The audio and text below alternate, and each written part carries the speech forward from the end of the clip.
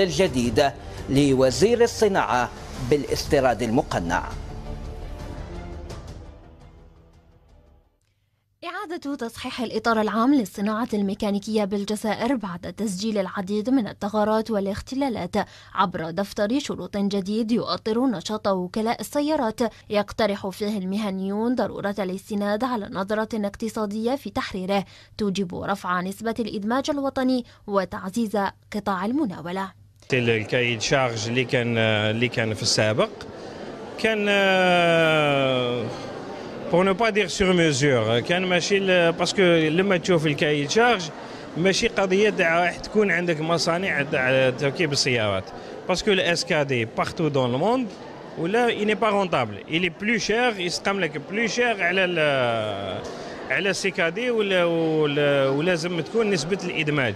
الان ما كاش نسبه الادماج هنا في الجزائر، لازم نمشوا بالعقل، نروحوا بالعقل باش يكون فيه باش نمشوا كامل مع بعض، مع لي سو تريتون يفون ديفلوبي الاخرين لا بوليتيك تاعنا، ونقصوا هو الهدف تاعنا باش نقصوا من لامبورطاسيون. عندنا ما نديروا بهذه المصانع، وهذه قالها الوزير، هذا كلام الوزير، يعني خساره. احسن شيء نوقف هذا النزيف الدموي. كي يكون عندك نزيف، الحاجه الاولى اللي ديريها توقفي النزيف. نشوفوا اعاده دفتر الشروط، واللي ما يستثمرش استثمار حقيقي، ومن يراقب هؤلاء هم المهندسين تاع وزارة الصناعة. ولأن توازن سوق المركبات اليوم يقتضي توفير المعروض أمام طلب تجاوز كل المعدلات وتسبب في سعر خيالي للسيارات راهن لا يمكن أن يتغير دون ترخيص استيراد المركبات الأقل من 3 سنوات بمعادلة توفر المعروض وتقلص فاتورة الاستيراد.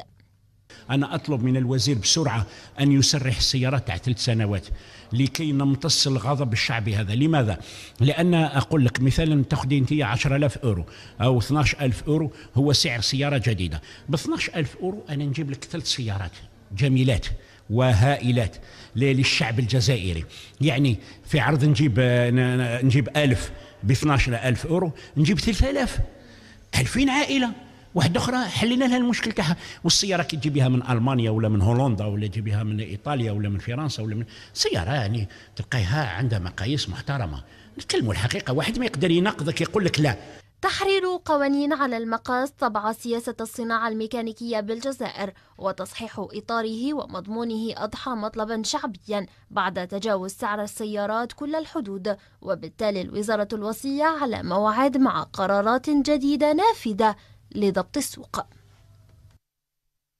ولإثراء هذا الموضوع نسعد باستضافة السيد مختار شهبوب خبير في الصناعة الميكانيكية. أهلا وسهلا بك. كما نسعد باستضافة السيد مراد سعدي خبير في مجال السيارات. أهلا وسهلا بك.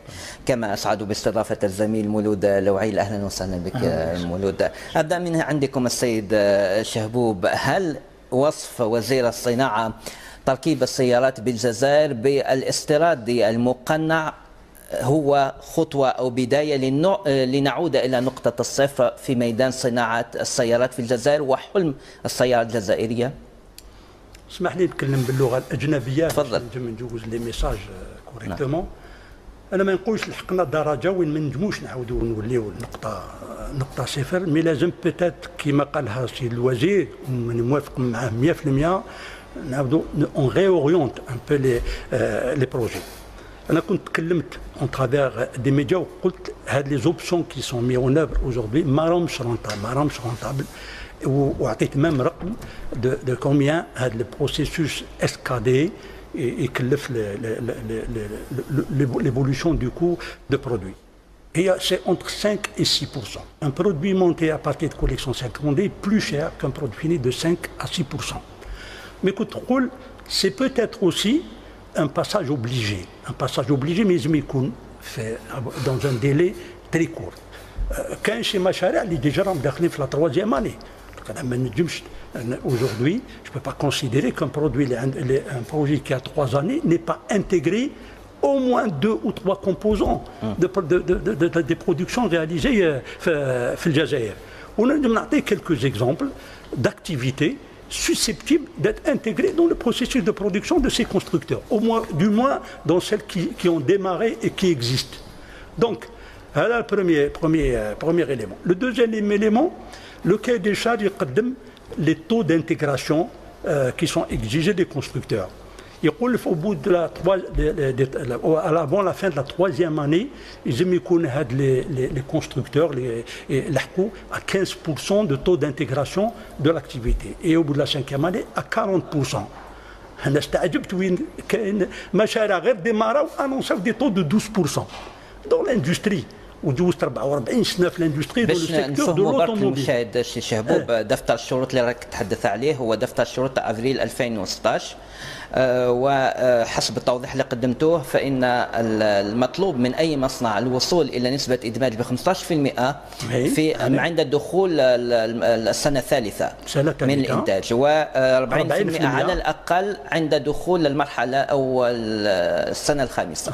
نعم هذه بالنسبة حتى يفهم المشاهد لأنه النقاش سيدور على دفتر الشروط بالخصوص باش نفهموا الجزائريين لماذا نتحدثوا عن هذا الدفتر الشروط وأهميته للصناعة الوطني. شيخ شهبوب انا حبيت نوضح ما يخص لا فورمول. حنا كنا في شركه وين انا كنت كرئيس مدير عام وكنا تحدثنا مع دي ديزان دو كونستركتور. لو تو دانتيغراسيون سي توجور لو تو دانتيغراسيون دي كومبوزون برودوي ما ندخلش فيهم لي سيرفيس والترونسبور لاسيورونس. نتحدثوا في هذه النقطه. هذا هو لو تو دانتيغراسيون. دخل لي تقول لي 40% في المجمول تاع الفيكول لي كومبوزون ما هما les composants اللي ننتجهم وكاين عطينا لهم باسكو كنا درنا دي زيتود سور لا سو-تريتونس وكنا on avait évalué les capacités des sous-traitants nationaux puisque انا كنت PDG de la SNMI كنت aussi vice-président de l'UPIAM l'Union des producteurs de l'industrie de l'automobile la mécanique وكنا on avait audité près de 120 sous-traitants وقدمنا une short list de 56 sous-traitants susceptibles de s'impliquer dans ce processus. Un seul projet qui est en cours de lancement, le constructeur a accepté de faire intégrer des sous-traitants. Nous nous compte quels sont les produits. Les projets en cours actuellement, que ce soit Renault, Hyundai, Mekèche Wahed, les intégrera une batterie, un pare-brise, un faisceau électrique, une rondelle BCR. C'est pas normal.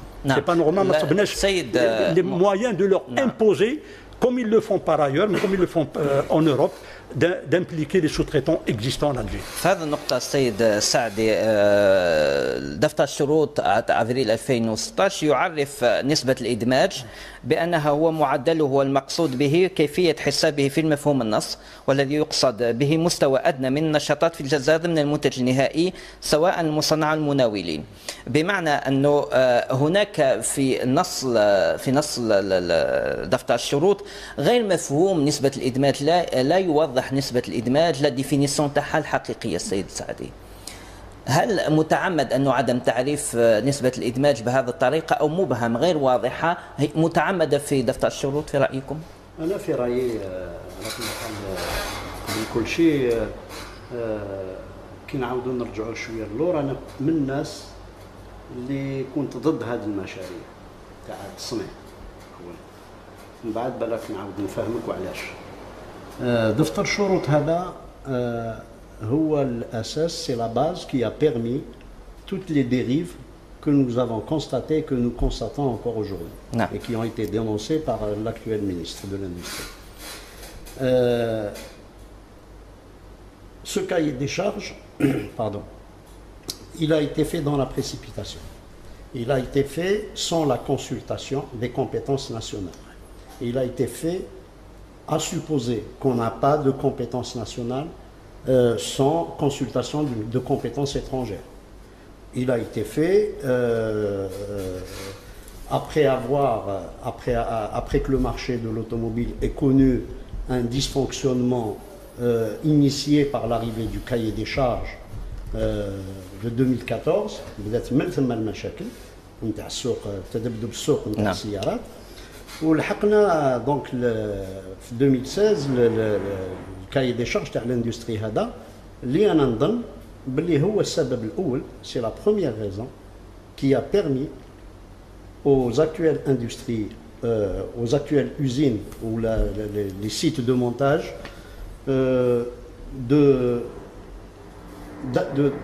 si vous voulez de profiter de la non-précision de ce cahier des charges et donc d'arriver à un montage de véhicules qui est qualifié par l'actuel ministre comme étant des importations déguisées. بصح أنا ماذا بيا نقول لك حاجة، في أول ماي الماضي الماضي باش يكون واحد يعني صريح وواقعي، مشيت زرت لوزين تاع يونداي في تيارت. نعم. بصح شفتها أول ماي، ما شفتهاش في 30 أفريل وما شفتهاش في 2 ماي، باش تفهمني مليح واش راني. نعم. في أول ماي شفت باللي لو فييكول يعني صراحة un seul véhicule, la I10, alors que je m'attendais à voir la ligne de montage, puisque le projet, l'initiateur du projet Sarrah Qal Bellik, l'ensemble de la gamme est produite sur le site de Tiaret. Quand on est arrivé dans l'usine, on a remarqué qu'un seul modèle, la petite citadine I10, qui était exclusivement, qui occupait. لكن مالك هذا المصنع او صاحب المصنع يقول لك انايا راني نطبق ما هو موجود في دفتر الشروط. يعني الخطا ليس في المستثمر لكن في دفتر الشروط في حد ذاته ومعدي هذا دفتر الشروط. اكزاكتومون. وعلى هذا اللي قلت انا السبب الاول تاع الانحراف نتاع لاكتيفيتي اندستريال اوتوموبيل اي دو au rédacteur de ce cahier des charges, au promoteur de ce cahier des charges. نعم. سنعود إليك السيد سعدي. الزميل لوعيل، الآن حينما نتحدث عن نسبة الإدماج مسألة تقنية في احتساب هذه النسبة، الأكيد ممكن تحدثنا في نسبة كيفية احتساب نسبة الإدماج حتى يفهم الجمهور الكريم اللي راهو يشاهدنا المواطن البسيط في بيته. الأكيد زميل عز الدين أنه أكثر أمر تحدثنا عليه أو تحدثت عليه وسائل الإعلام هي نسبة الإدماج. كان هو حصان سبق لوزارة الصناعة، كان هو حصان سبق لجميع المتعاملين الذين أسسوا مصانع للتركيب. اليوم نتكلم على دفتر الشروط لا يخضع تقريبا للقوانين او شروط دوليه في صناعه السيارات. نعلم ان صناعه السيارات هي صناعه استراتيجيه، هي من اهم الصناعات العالميه. نعم. اليوم تمثل قطب استراتيجي كبير. اليوم في دفتر الشروط انه شوف دفتر الشروط الاول الذي طرح قبل افريل 2016 هو تكلم على دفتر الشروط، ما حددش حتى انه الشركه الام او العلامه الام تكون حاضره في مصنع التركيب. بعده تم وضع انه يجب ان تكون حاضره في راس مال هذا المشروع، لكن لم تحدد الكيفيه. نولوا الى طريقه لو طو دانتيغراسيون. اليوم نهضروا على نسبه الادماج، هي موضوع وكأن هناك معادلة خيالية، يعني الواحد ما يقدرش يتقبلها. اليوم نسبة الإنتاج راح يتكلموا أنه نسبة الإنتاج وضعت بمعادلة رياضية يتم الإدماج. كيف يتم حساب الإدماج؟ كيف اليوم نشوفوا أنه على ما تقول أنه الحق 30%، أنه تكون 15%، أنه مع البداية تقول أني نبدأ ب 12% 14%، وهي كما قال سي شهبوب نحتاج ربما 3 سنوات حتى نلحقوا هذا اللوطو. يتكلموا تقريبا المعادلة تقوم على حساب تكاليف التصنيع زائد حساب تكاليف شراء المواد محليا. هذا المجموع يقسم على مجموع تكاليف ومجموع ما اشترى محليا زائد تكاليف الاستيراد. باش نفهموا برك مولود السي اي باللغه العربيه هو التكلفه المحليه. والذي تكلفه القطع المصنعه، الذي يعني تكلفه القطع المصنعه محليا من طرف الصانع لصالحه، والأجور والتكوين. فهذا النقطة في الأجور والتكوين سنتحدث إليه فيما بعد. الآل ما يقصد باللغة العربية قيمة المشتريات المحلية، بمعنى القطع المصنعة محليا والمواد المحلية عندما لا تكون ضمن تكلفة المحلية، والإمداد والخدمات والمشتريات محليا، بمعنى حتى النقل يدرج في أدنى من ذلك. حتى الملصقات التي توضع في السيارة تدرج في ذلك، حتى ملابس العمال تدرج، حتى إطعام العمال يدرج في حتى التكوين. يعني احنا نعرفوا بالليل لو دانتيغراسيون الادماج عالميا في مصانع السيارات هي خاصة بتركيب السيارة وصناعة السيارة. لي كومبوزون هل هناك نسبة إنتاج محلي؟ اليوم رانا نشوفوا بأن هناك تلاعب، ومن حق الوكلاء أنهم يتلعبوا، لأنه جاءت القوانين بصفة فضفاضة، يعني ما عطاتناش بريسيزون، ما هناش تركيز. هناك نقاط ظل كثيرة ومبهمة في دفتر الشروط، وفتحت المجال أمام اللعب على التحايل على القانون وعلى الدولة الجزائرية. السيد شهبوب، شوف أنا il y a une anomalie quand même assez importante. أنا en tant qu'industriel, j'ai toujours appris et j'en ai maturé des projets. Que je mature un projet industriel sur la base d'un cahier des charges. Or, comment expliquer qu'un des charges soit diffusé en avril 2016 alors qu'il y a des projets qui ont été agréés antérieurement en 2016, 2012, 2014, Renault qui démarra, Daimler démarra et d'autres. Donc c'est pas normal qu'un cahier des charges vienne après que le projet soit. Et la maturation d'un projet, elle est très importante. C'est un projet industriel, ce n'est pas un petit atelier où on va bricoler ou là. Donc j'estime qu'à mon avis, je rejoins ce qu'a dit le ministre, puisque moi-même je m'étais exprimé à un moment donné, ce qui s'est fait n'est pas sérieux. On n'a pas fait appel à des spécialistes, à des experts, et à des experts nationaux capables de donner des éclairages, capables de participer à l'élaboration de cahiers des charges et capables d'assurer un suivi des réalisations des projets. On ne leur a pas fait appel. C'est des choses qui ont été élaborées au niveau du ministère de l'Industrie. Je crois savoir qu'il n'y a pas de technicien ni d'industriel à même d'apporter une véritable valeur ajoutée à l'élaboration de ce cahier des charges. Je me réjouis donc d'entendre ce ministre dire qu'il faut qu'on revoie les choses. J'espère que les choses vont être revues d'une manière un peu شهبوب plus... خليني برك نسقسيك في نقطة واحدة تقنية حتى نبقاو في النقاش دفتر الشروط. حينما يقول لك باللي لازم 15% في عند 3 سنوات من الإنتاج، ويقول لك فيه في نسبة الإدماج وفق دفتر الشروط الجديد فيه الأجور، فيه الخدمات، التكوين ولا غير ذلك. بالنظر إلى هذا التعريف وبالنظر للنسبة، جميع الوكلاء اللي كانوا ينشطوا في السوق يعتبروا عندهم نسبة الإدماج السيد شهبوب بهذا المنطق. حتى واش قلت واش انا قبيله قلت غير يبدا السنه الاخرى عنده 12%. المشكل اليوم طرح هي طريقة وضع حل لسوق الجزائر، لانه نعلم انه اطلاق صناعه كان في وقت كنا نتكلموا على انه واردات الجزائر من السيارات اصبحت كبيره، اصبحت العمله الصعبه تخرج بصفه كبيره من السير، لذلك كان هو الحل انه نضع صناعه جزائريه لحمايه الاقتصاد الوطني، لكن انه هذه الصناعه اليوم تضع صناعه استراتيجيه، الهدف ديالها كان هدف صغير كثير، انك توجه قطب صناعي كبير من اجل سوق محلي. نشوفوا في اغلب الدول، حتى نشوفوا في الدول المجاوره في المغرب في تونس، انه وضع استثمارات ليس فقط للسوق المحلي بل كان هدفها الاسواق العالميه. اليوم رانا نتكلموا على مصانع مثل رونو، اليوم راح تلحق 60,000 سياره في الجزائر في 2017 كحد اقصى.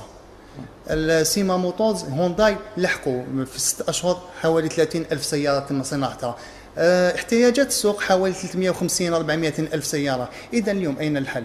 اليوم دخلنا في حلقة مفرغة جديدة، هي أنه المواطن ما يلقى السيارة، أنه أقطاب أصبحت تتحكم في سوق السيارات، سواء السوق المباشر لدى الوكلاء أو السوق الموازي. وهذا ما تحدث عليه الوزير حينما صرح أمام الصحفيين على هامش جلسة المجلس الشعبي الوطني، حينما قال بأنه أسعار ملتهبة، المواطن ما لحقش يشتري كروسة، وكذلك الدولة خاسرة، والجزائر فقدت إيرادات من الإعفاءات الضريبية والجبائية التي تستفاد منها المصنعين. زين، من غير المعقول أن سيارة مراد السيد شهبوب على علم السيارات تركب في الجزائر، سيارات معفية من كل الضرائب، هي أغلى بكثير، تكون أغلى من المستوردات، أغلى بحوالي 50% من السيارات المستوردة. هذا غير منطقي. سأعود إليك زميلي مولود. السيد سعدي، الآن أنتم منذ قليل قلتم باللي فيه تسرع في إعداد هذا دفتر الشروط، هل يكفي أنه نبرر بأنه تسرع حتى دفعت بالحكومة الوزير السابق عبد السلام بوشوارب حتى يوافق على هذا النص؟ أو هناك أمور أخرى؟ لا، هناك أمور أخرى وكثيرة. أنا يعني نتكلم بصراحة. أولا، pour avoir l'accord d'un partenaire étranger لازم تكون عندك مصداقية باش تجلب شركة أجنبية تستثمر معك أموالها ولا ميتريز تكنولوجيك نتاعها. الشرط الأول au-delà des avantages que vous pouvez accorder, etc. fiscaux, parafiscaux, tout ce que vous voulez. Il faut un minimum de crédibilité. Cette crédibilité, excusez-moi de vous le dire, nous ne l'avons pas. Pour la simple et bonne raison qu'à chaque fois, dans ce pays, les décisions sont prises de manière précipitée.